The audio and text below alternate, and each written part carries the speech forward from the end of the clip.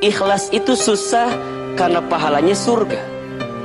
Memaafkan susah karena pahalanya surga. Maka setiap pahala yang besar itu pasti diiringi dengan ujian pengorbanan yang berat. Inna idhomal jazai ma'a idhomil balai. Sesungguhnya besarnya pahala itu tergantung beratnya ujian. Makin berat ujiannya, makin besar pahalanya.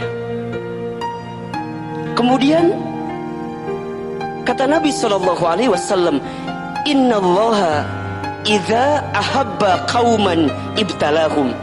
Sesungguhnya Allah, apabila Allah sedang mencintai seorang hamba, apabila Allah sedang mencintai suatu kaum, ibtalahum, maka Allah akan menguji kaum tersebut.